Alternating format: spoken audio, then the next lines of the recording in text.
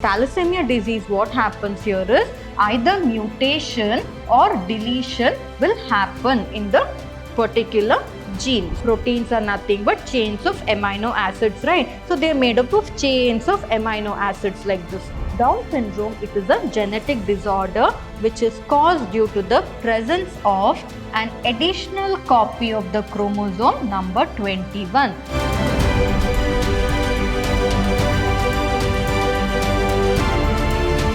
Hello everyone, a warm welcome to today's session on chapter 5, that is Principles of Inheritance and Variation. I am Dr. Divya, Biology faculty, Vidyashram Pre-University College, Mysore Temple of Excellence. So in the previous session, we had studied about the pleiotropy. So what is pleiotropy? We came to know about that, and we also studied how sex determination is done in humans as well as in Drosophila. So sex determination in human and Drosophila is one and the same. How sex determination is done in birds and how sex determination is done in insects. So all these we had studied in the previous session. And we also studied about the genetic disorders, wherein we studied about mutation. So when mutation occurs in the chromosomes, it leads to genetic disorders. So when it comes to genetic disorders, there are two types of genetic disorders. One is Mendelian genetic disorder and the other one is the chromosomal disorder. So when we talk about Mendelian genetic disorder, it is nothing but wherein one gene gets altered or affected. That results in Mendelian genetic disorders. So we shall study about the Mendelian genetic disorder and the chromosomal disorder one by one in today's session. So first, under Mendelian genetic disorder, we shall study about hemophilia. So hemophilia, we all know it is nothing but a condition wherein the blood doesn't clot. So you know that when wound occurs in a person, immediately after few minutes or few seconds, the blood clots and the wound will stop bleeding. But if the person is hemophilic, the clotting will not occur. Why? Because the clotting factor, that is the platelet, is the one which gets affected because of the mutation that is occurring in one single gene that is responsible for the clotting of the blood. So that will result in hemophilia. So hemophilia, it is a sex-linked recessive disease. So here again, what happens here is sometimes the parent will have this particular gene or chromosome that is carrying the gene that is responsible for hemophilia. But what happens here is the parent will not be having any symptoms because, say for example, in the female, she will carry the XX chromosome. So in that XX chromosome, what happens here is one will be having the dominant gene and the other will be having the recessive gene. So if, say for example, in one of the X chromosome, so I'll draw two chromosomes here. In one of the X chromosome, so XX chromosome, the female will have. So in one of the X chromosome, if she is carrying the gene that is responsible for hemophilia. So responsible for hemophilia. And the other, she doesn't have the gene that is causing hemophilia. Normal gene will be present. So normal gene. So here what happens here is, this normal gene, it will be dominant and this will be the gene that is responsible for giving the progeny hemophilia. It will be recessive. So the dominant gene will hinder the working of the recessive gene. Therefore, the hemophilia will not be expressed in the mother. But what happens here is, next when she gives birth to a progeny, if the recessive gene is, by chance, if the progeny is a male or if she gives birth to a male baby or a boy baby, what happens here is the boy baby are in more chance of getting this hemophilia because the gene would have been transferred to that particular boy baby, and there both the genes will be recessive in the baby. There is no dominant gene suppressing. So what happens here is the baby may get a hemophilia, though the mother will not have this particular symptom. Though gene responsible for hemophilia is present in the mother, but in spite of that, she will not have a symptom. Why? Because the other X chromosome that is there, it is a sex-linked gene. So the other sex-linked chromosome, that is the X chromosome that is there, that gene will dominate the gene responsible for causing hemophilia. So that is how it is not expressed in the mother, but it may get expressed in the progeny. So in this, what happens in hemophilia is actually a protein is involved. So what is the protein? Hemoglobin. So what hemoglobin? A protein that is present in blood. So the blood is made up of hemoglobin, right? So here a protein is involved. That particular protein, if it has to be produced, then this gene should function properly. Sometimes if an alteration in that particular gene occurs, what happens? The hemoglobin will not produce properly, or one defect will occur in the hemoglobin. So what happens? It will mainly affect the platelet of the blood. So you know that platelet is the one which is responsible for clotting of the blood. Therefore what happens here is, there will be, even if a simple cut if you have, no, you'll start bleeding. The person will start bleeding and the blood will not stop. It will not clot. There will be non-stop bleeding. So here this hemophilia, this particular disease is something related to the blood, especially it affects the protein that is present in the blood, which actually helps in the clotting. So therefore, even if a simple cut is there, then it will result in non-stop bleeding. And also, as I told you, the heterozygous female. So you have to remember here, heterozygous, why I call the term heterozygous means there are two chromosomes which are XX. So they are the allosomes or the sex-linked chromosomes. They are the sex-linked chromosomes. But why it is called heterozygous? Because one chromosome will have the normal gene and the other one will have the altered gene. For what it is altered? The alteration has occurred which resulting in hemophilia. That is why there are two different genes present on the same position in the chromosome, in the two separate chromosomes. That is why it is called as heterozygous. So here the female will be the carrier. She is heterozygous. Why? Because in one of the chromosomes she is carrying the dominant normal gene, and in the other chromosome she is carrying the recessive gene that is responsible for hemophilia. That is why heterozygous female carrier. So this woman, she is responsible for transmission of the disease to many sons. Again, I told you why sons, because in sons what happens, there is a X chromosome and a Y chromosome. So since it is a Y chromosome, and if the X chromosome is affected, the son will not have another X chromosome, that is another sex-linked chromosome or X chromosome to dominate the recessive gene. Therefore, the recessive gene will act as a dominant gene. Therefore, hemophilia is observed in the sons, but in the daughters, it is usually not observed. So, the heterozygous female, which is a carrier for the hemophilia, she may transmit the disease to the sons. So, this is actually what happens in hemophilia. So, we have the normal blood. So, if in a normal person having a normal chromosome who is not having a gene that is responsible for bringing about the non-stop bleeding. So, in such persons, they will have a normal blood vessel, and whenever there is a hemorrhage, say for example, whenever there is bleeding occurring, maybe because of a cut or some other cases, because of wound and all that, when a bleeding occurs, the clotting, soon itself the clotting will occur. Within minutes, the clotting will occur in normal person. But in the case of people who have this particular disease, hemophilia, they will have a normal blood vessel, but whenever a hemorrhage or a cut or a bruising or a bleeding occurs, what happens? The blood will not clot. Why? Because the protein factor that is responsible for the clotting of the blood will be affected. That is why it will not clot, and therefore it will result in non-stop bleeding. This disease, you should remember, it is a sex-linked recessive disease. So, sex-linked recessive disease means it has got something to do with the sex chromosomes. Which are the sex chromosomes? It is the XX chromosome in the female and the X and the Y chromosome in the male. So, that is why it is a sex-linked recessive disease. And why it is recessive?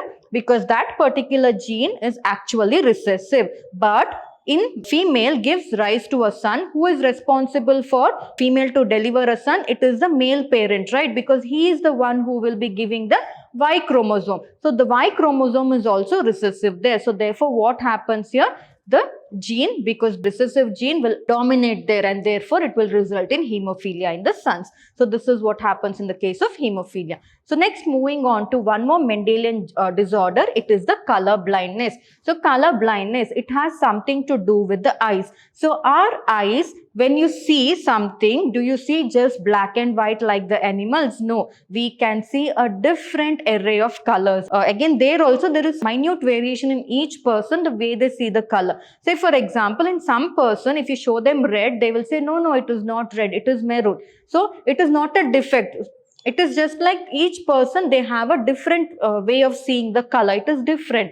But in the case of color blindness, what happens? Again, this is also a sex-linked recessive disorder, which means it affects the sex chromosomes, that is the XX and the XY chromosomes. And it is a sex-linked recessive disorder. It is caused due to the defect in either the red or the green cone. So especially those areas of the eye which are responsible, or the cone of the eye that is responsible to detect the red and the green color, that is affected in colorblind people. So it affects the red or green cone of the eye, resulting in the failure. So when the cone, red or green cone, color cone of the eye is defected or it is affected, that person will not be able to differentiate between the red and the green color, especially the red and the green color. So failure of discrimination between red and the green color. So why this disease occurs? It is mainly because of mutation here. So this defect is due to mutation in certain genes that are especially present on the X chromosome. So genes present in the X chromosome. X chromosome, that is in the sex chromosome. So that is why it is called as a sex-linked recessive disorder.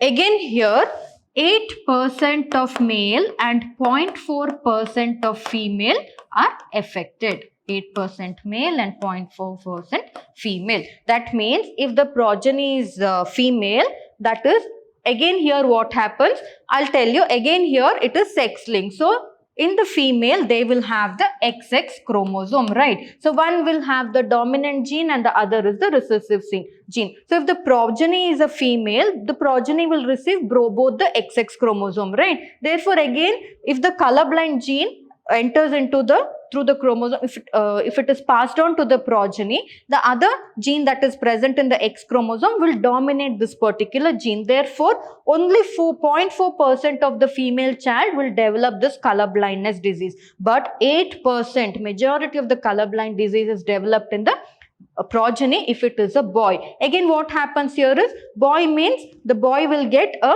X chromosome from the female and the Y chromosome from the male, right? Then only the fetus will be a boy, right? So you have studied about that in the previous session. I have explained it to you there. So again here what happens, the dominant gene will not be there. So therefore this recessive gene responsible for color blindness, that itself will dominate and it will bring about color blindness in the boy child. So that is why almost 8% of the boy child will have this color blindness disease. So this is about color blindness. Next, moving on to one more Mendelian disorder, it is thalassemia. So thalassemia, it results in either deletion, that is either the gene responsible for the normal functioning of the blood.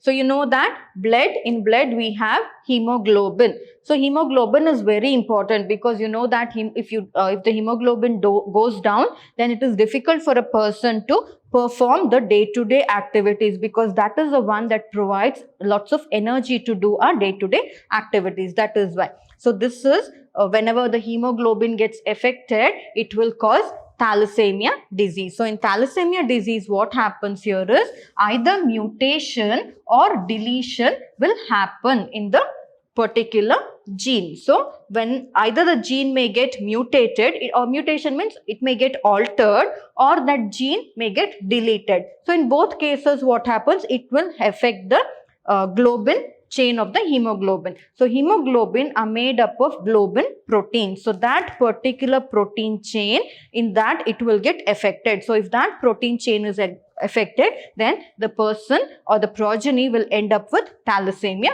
disease. So it results in the reduction of synthesis of one of the globin chains that make up the hemoglobin. So hemoglobin, it is nothing but a protein. So proteins, they are made up of enzymes, and proteins are nothing but chains of amino acids. Different amino acids together constitute a protein, and hemoglobin here is nothing but a protein. So what happens here is, in one of the globin chain of the hemoglobin, that gene will get altered. It may get altered because of mutation, or it may get completely deleted. Therefore, what happens? It will result in thalassemia disease in that particular person. Therefore, it will result in a production of abnormal hemoglobin molecules, resulting in anemia. So anemia is one of the common factors especially women faces, and anemia we have, but thalassemia is one more severe than that. Anemia is the common. So anemia is nothing but wherein you have the red blood cells that will be reduced in the body, and red blood cells are the ones which provides energy for our day-to-day activity. So red blood cells will be reduced. That is nothing but anemia. So thus an abnormal hemoglobin will be produced. Why it will be produced? Because there is a mutation or deletion of the gene that is responsible for synthesis of one of the globin chains in the hemoglobin, which is one of the important constituents, protein constituent of the blood. So therefore it will, instead of producing normal hemoglobin, so normal hemoglobins, you know that red blood cells, they are usually round, to look at, they are round like this, right? They are round. But abnormal hemoglobin, they are shapeless. They do not have a specific shape. So these are abnormal hemoglobins will be produced. Abnormal HB, abnormal hemoglobin will be produced. So this is about the thalassemia disease. So abnormal hemoglobin will be produced, finally leading to anemia. Based on in hemoglobin, there are two main protein subunits are the alpha subunit and the beta subunit. So based on which protein subunit it affects, thalassemia is of two types. Say I'll just show you. I'll draw it in a simple diagram. This is not how it actually looks, but I'm drawing it for you to better understand. Say for example, I told you it is made up of 4 protein subunits, wherein 2 protein subunits are alpha subunit and 2 proteins are beta subunits. And together this constitutes the hemoglobin. So hemoglobin is actually made up of 4 subunits, wherein it has 2 alpha subunits and 2 beta subunits. So depending on which protein subunit is affected, thalassemia is of 2 types, that is alpha thalassemia and beta thalassemia. If the gene responsible for protecting or for the synthesis of one of the alpha subunit gets affected, then it will result in alpha thalassemia. And on the other hand, if the gene responsible for the beta subunit is affected, then it will cause beta thalassemia. So based on that, 2 types are there, alpha thalassemia and beta thalassemia. So next, moving on to sickle cell anemia. So sickle cell anemia, it is also again one of the Mendelian disorder. Here, why it is a Mendelian disorder? Because I told you Mendelian disorder means only one gene is responsible. Here also only one gene is responsible for the causing of the disease. Again here, sickle cell anemia, it is an autosome linked recessive trait. Again here it is autosome. So autosome, it has something to do with the 22 chromosomes. So you know that in the human body there are 23 pairs of chromosomes, a total of 46 chromosomes, right? We have 23 pairs of chromosomes, and in the 23 pairs, 22 are autosomes. 22 are autosomes. They are similar. They have the same set of genes, everything, they are similar. And the last one, that is the 23rd pair, is called as the sex chromosome. That is X chromosome in the case of female and XY chromosome in the case of male. So that is, they are allosomes. Okay. So autosomes. So this particular sickle cell anemia, it affects the autosome, that is it affects one of the 22 pair of chromosome. Which chromosome we shall see. So it can be transmitted from the parent to the offspring when both the parents are carrier of the gene.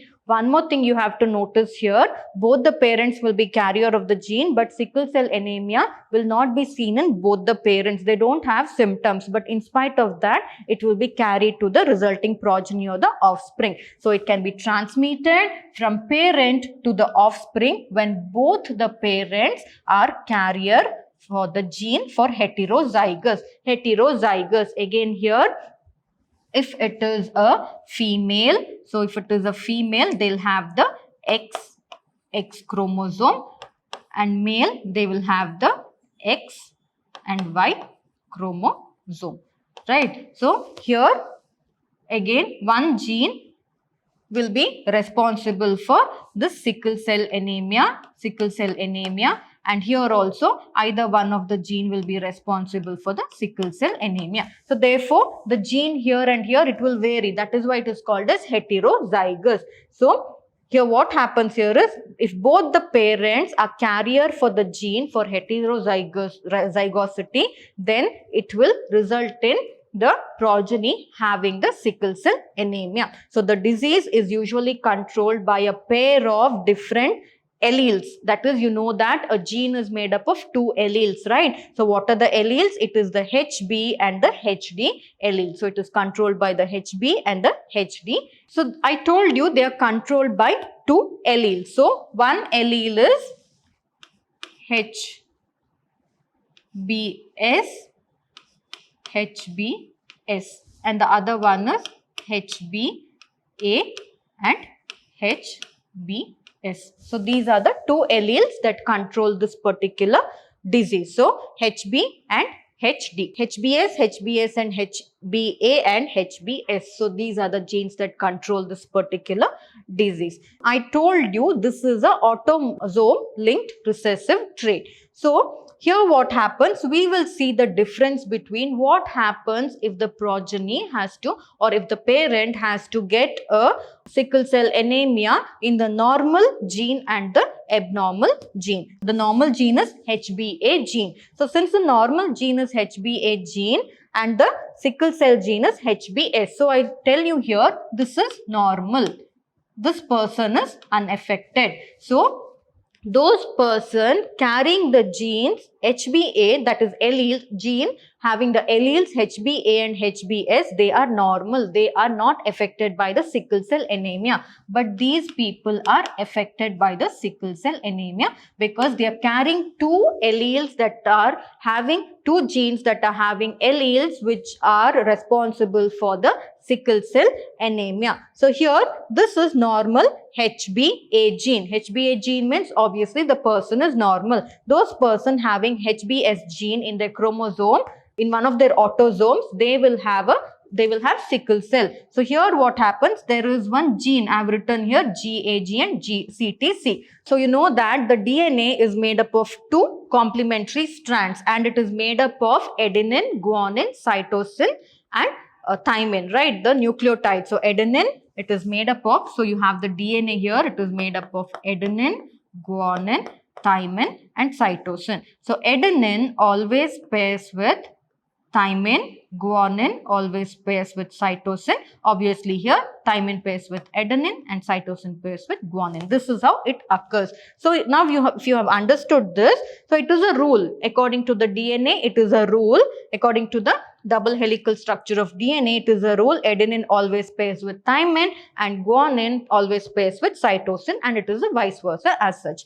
So always remember, gene will have, each one is called as the codon, and these three codons will form one gene. That is why three nucleotides together constitute. For you to easily understand, I'll call it as the nucleotide. So three nucleotides together form one gene. So you have nucleotide guanine, adenine and guanine are responsible for the production of this particular gene. So this gene is the one which produces the HBA peptide, that is the hemoglobin peptide. Hemoglobin, if it has to be produced properly, then GAG is the gene that is responsible. So complementary to GAG, it will be cytosine, thymine and again cytosine. So I have shown you here which is complementary. The same thing I have written here. Guanine will pair with cytosine, adenine will pair with thymine, and guanine again with cytosine.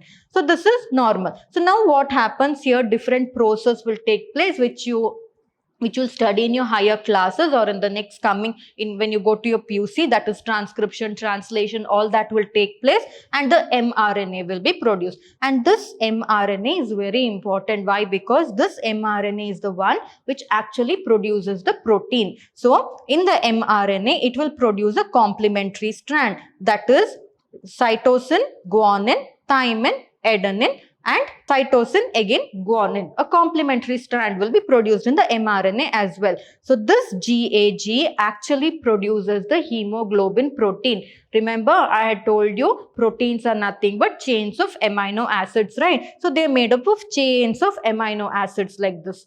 That is valine, histidine, leucine, tyrosine, then proline, then glutamine again. So what happens here is, this is normal. This is how the HbA peptide should look, okay? But in the abnormal people who are carrying the gene that is responsible for production of the sickle cell anemia, that is they in their chromosome, in one of their autosome chromosome, they will have the gene that is responsible for causing anemia. That is, they will carry this allele, that is HbS.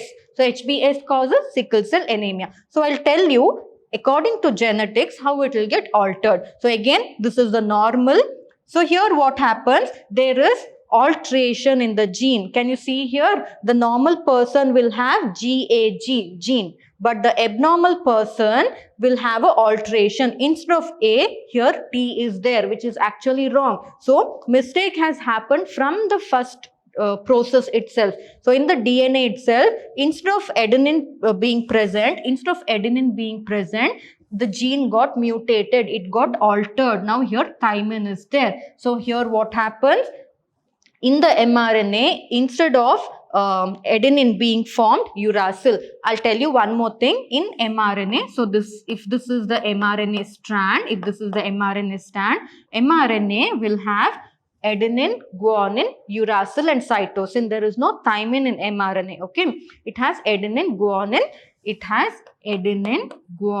uracil and cytosine. There is no thymine. So therefore what happens? Adenine pairs with uracil and guanine pairs with cytosine. So here what happens? Because here A is there, now the resulting mRNA should be complementary. For C, guanine is there. For adenine, thymine will not be there, because in mRNA, actually instead of thymine, uracil will be produced. So U, and it will be G. But here what should be there? Instead, it should be adenine should have been there, right? But instead here, uracil is being produced. So therefore, complete alteration will occur, and therefore in the hemoglobin that is produced, there will be, as I told you, hemoglobin is a protein. It is made up of chains of amino acid. So instead of valine, histidine, leucine, threonine and proline and valine and glutamine, what happens? Instead of glutamine, can you see here, in normal person, this in the 6th position of the amino acid,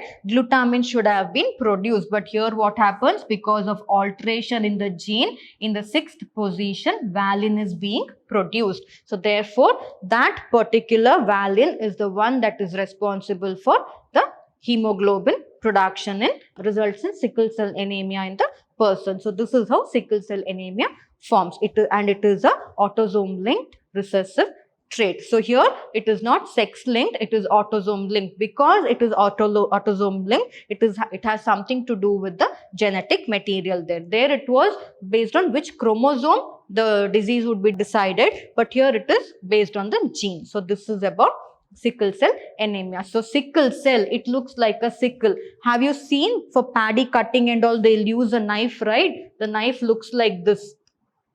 Nowadays they use machineries and all that, but earlier they used to use a knife. It would look like this, like a sickle, and it was called a sickle. That is why, since the abnormal hemoglobin looks like a sickle, it is called as sickle cell anemia. So normal hemoglobin will be round in shape, oval in shape, but this is sickle in shape. That is why it is called as sickle cell anemia. So next we shall study about one more disorder, that is phenylketonuria. So phenylketonuria, we have learnt about it in the previous session as well.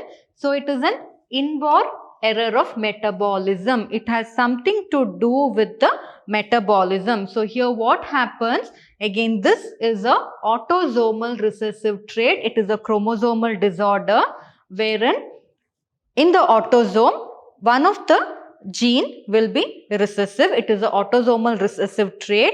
And here what happens? The affected individual, they will not have an enzyme called as phenylalanine hydroxylase. So this particular enzyme, phenylalanine hydroxylase, is used for conversion of phenylalanine into tyrosine. So tyrosine is needed for the normal functioning of a body, be it the proper functioning of the brain and the locomotion, proper functioning of the brain. Tyrosine is very, very important. So what happens here is phenylalanine hydroxylase. It is an enzyme that converts the phenylalanine into tyrosine. So what the affected individual will not have phenylalanine hydroxylase enzyme. So when that enzyme is not there, it will prevent the conversion of the amino acid phenylalanine into tyrosine. So if tyrosine is not produced and if phenylalanine, so when phenylalanine is not converted into tyrosine, it will lead to the accumulation of phenylalanine in the body. The amount of phenylalanine that will be in the body will start to increase. Therefore, what happens? The increase in the phenylalanine or the accumulation of the phenylalanine, it will convert into phenylpyruvic acid. So the phenylalanine that gets accumulated will be converted into phenylpyruvic acid and other derivatives. So, and also you have to know that the accumulation of phenylalanine will also affect the kidney as well. Okay. So here, since we are talking about tyrosine, so I told you the function of the phenylalanine hydroxylase enzyme is to convert the phenylalanine into tyrosine. But what happens here? Because phenylalanine is not converted to tyrosine, tyrosine will not be produced in the body. Therefore, what will happen? It will result in mental retardation. And also not just that, the accumulation of the phenylalanine, which is an amino acid in the body, it will also cause mental retardation and it will also affect the kidney. Why? Because it gets converted into phenylpyruvic acid. So this is the phenylketonuria and it is a inborn error of metabolism. That is, it is an autosomal disorder which affects the autosome, that is one of the chromosome. It will, among the 22 chromosome, it will affect one of the chromosome. So next we will study about the chromosomal disorders. So phenylketonuria was also a Mendelian disorder and it is the best example for pleiotropy, wherein you studied in the previous session, wherein one particular gene controls the different characters. If the brain is not performing properly, then the different traits will develop in that particular individual. So that is how. So next, moving on to the chromosomal disorders. So in chromosomal disorders, either what happens is, either there may be the presence of an extra chromosome or the absence of a chromosome. Say for example, you know that chromosome, they occur in pairs. So they occur in pairs. So either they occur in pairs. Pair means two chromosomes will be present. So either what happens, an extra chromosome may get added. Instead of two chromosomes, the third one will get added. That is, either addition of the chromosome may occur or in some cases deletion of the chromosome will occur, resulting in only one chromosome instead of two. So therefore, chromosomal disorders are caused due to absence or excess or abnormal arrangement of one or more chromosomes. And based on the absence or arrangement of chromosomes, it is of two types. It is called as aneuploidy and polyploidy. So we shall study about what aneuploidy is, what are the disorders that come under aneuploidy, and what polyploidy is and what happens under polyploidy. We'll study in detail. So first we shall see about aneuploidy. So aneuploidy is nothing but the gain or loss of a chromosome. Either one chromosome may be gained or one chromosome may be lost. So if it is a 2 pair, 1 chromosome may be lost and only 1 chromosome may remain. And if it is a 2 pair, an extra chromosome may be added and it will become a 3 chromosome. So the gain or loss of chromosome due to failure of segregation of chromatids during cell division is known as aneuploidy. So you know that during cell division what happens? So if this is a cell, during cell division what happens? On the metaphase plate, the chromosomes will be situated like this. And these chromosomes, they actually move through the spindle fibers. So moving of the chromosome through the spindle fibers is nothing but segregation of the chromosome. So during the segregation of the chromosome, what happens? Either a pair of the chromosome may be lost or an extra pair may add up in the chromosome. So therefore, the gain or loss of chromosome due to the failure of segregation of chromatids during cell division is known as aneuploidy. And based on the addition or deletion of the chromosome, aneuploidy, there are 3 diseases under aneuploidy. It is called a syndrome. What is a syndrome? A collection of disease. If you have a syndrome, then different diseases will come up in the body. That is why it is called a syndrome. So the 3 important types of aneuploidy diseases are Down syndrome, Klinefelter syndrome, and the Turner syndrome. So we shall study about the Down syndrome first. So Down syndrome, it is a genetic disorder which is caused due to the presence of an additional copy of the chromosome number 21. So it will result in trisomy. Tri means 3. So we shall see the 21th pair now. 1, 2, 3, the 4th, 5th, 6, 7, 8, 9, 10, 11, 12th, 13th, 14th, 15th, 16th, 17th, 18th one, 19th, 20 and 21. Can you see here? This is a 21 chromosome. What happened here in the 21 chromosome? 2 chromosomes are there. They are in pairs, but along with the 2 chromosome, 1 extra chromosome is there, resulting in trisomy. Tri means 3. Resulting in trisomy. This will actually bring about the Down syndrome. So it is a genetic disorder caused due to the addition of an extra chromosome in the 21st pair of the chromosome. So this is the 21st pair. So this is the 22nd pair and the 23rd pair is the sex chromosome. So in the 21st pair there is addition of an extra chromosome resulting in 3 chromosome, which is called as a trisomy. So additional copy of the chromosome number 21 trisomy. 21 trisomy means in the 21st position of the chromosome, instead of 2 chromosomes, 1 extra chromosome will add there, resulting in 3 chromosomes.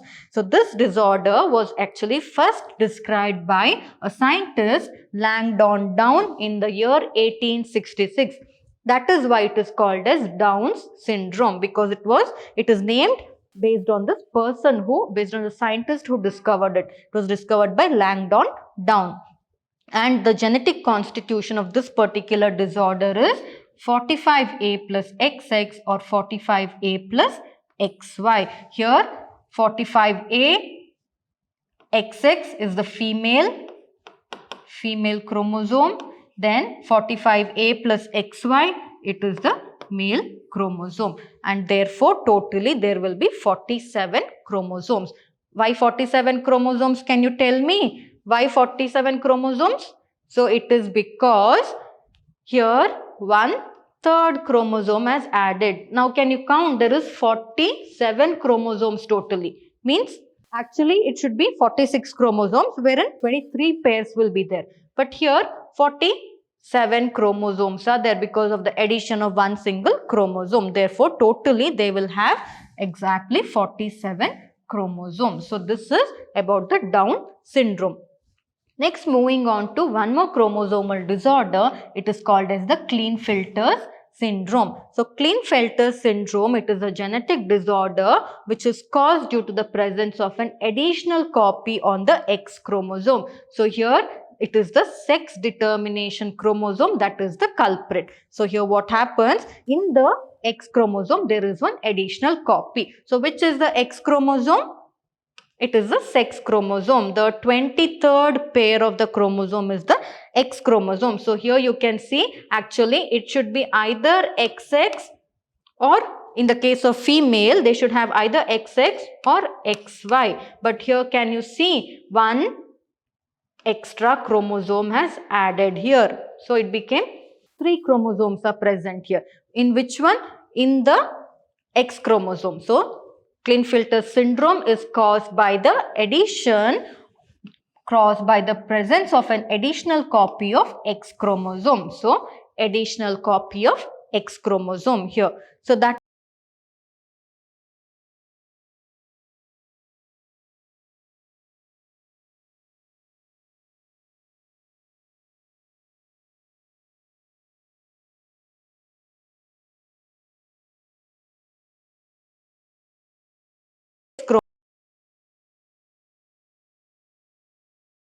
here 45A XX chromosomes, 45A plus 1 XX chromosome, again here 45A plus 1 XY chromosome.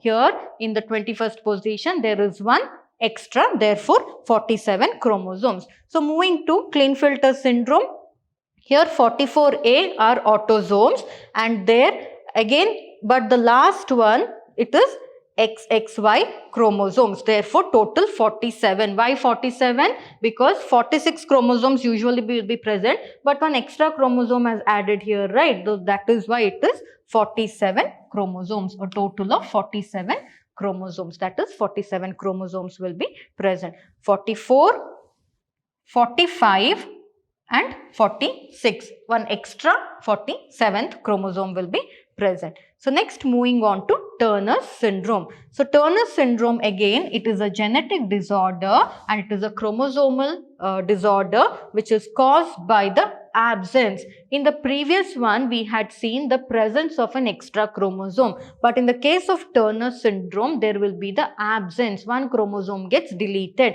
There is the absence of one of the X chromosome. This also again is something to do with the sex chromosome. It has nothing to do with the autosomes.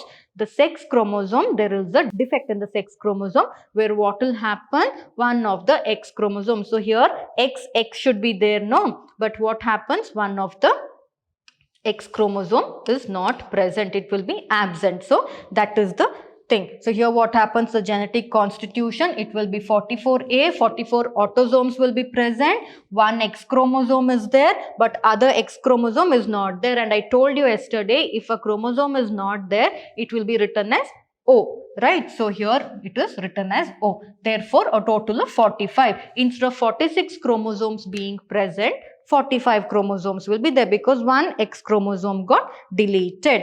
Okay, so this will result in Turner syndrome. So the females, which usually there are some symptoms that you can see in Turner syndrome, they are, the females will be sterile, means they will not produce the ovaries. The ovaries are rudimentary, they are of no use, they are sterile. Why? Because one of the sex determining chromosome is missing. Only one is there, one more is missing. That is why they will be sterile. And also the lack of secondary sexual character. So what all secondary sexual characters has to develop in a female, all that will be absent. So this is about the Turner syndrome. So it is very important to know where the addition of the chromosome takes place, in which position, and where the deletion of the chromosome takes place in which position, if you have to study the chromosomal disorders. So this is about the Turner syndrome. So next, moving on to, we had talked about aneuploidy. So under aneuploidy, we talked about the 3 different disorders or syndromes, that is the Down syndrome, the Klinefelter syndromes and the Turner syndrome. Now moving to, after aneuploidy, we will talk about polyploidy. Poly means multiple, more than 2 genes will get involved. It is also called as euploidy. Polyploidy is an increase in the extra chromosome, is an increase in a whole set of chromosome, is nothing but polyploidy. So what happens here is, instead of, say for example, usually chromosomes will be haploid if it is meiosis, and once mitosis occurs they will become diploid, then either more than 2 chromosomes if they are there. Can you see here, now 3 pairs are there, it will become triploid. So this is also polyploidy only. This is also polyploidy. And here again it has increased four chromosomes in one set. So again this is also polyploidy. Polyploidy. So what happens here, when extra chromosomes get added, extra genetic material, this will result in, this is a normal strawberry that is having 23 pairs of chromosomes, it is normal strawberry. But if it has more than 23 pairs, say for example maybe 46 pairs, then it will result in such kinds of fruits.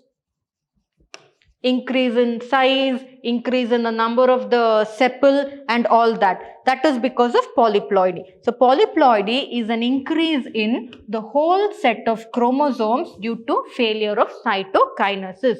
Due to failure of the segregation of the chromosomes during the cell division, that is especially after the telophase stage, because of the failure of the cytokinesis, actually what happens, instead of having two sets of chromosomes each, instead of having pairs of chromosomes or two chromosomes each, the number of chromosomes will increase. Therefore, what happens? It will result in abnormal size of the fruits and all that. This is usually seen in plants, and this is often usually seen in plants. So this is about polyploidy. Polyploidy more than the actual set of the chromosomes, more than double the number of the actual set of the chromosomes is nothing but polyploidy, and it is also called as euploidy. So this was the session regarding the Mendelian disorders and the genetic disorders. I hope you have understood what alteration in the gene will result in Mendelian disorders and what alteration in the number of chromosomes will result in the chromosomal disorders. And I hope you have understood the different types of diseases that we studied under these. And also we came to know about what aneuploidy is and polyploidy is. So I hope you have understood this session well. We shall meet in the coming sessions of the next chapters. Until then, thank you.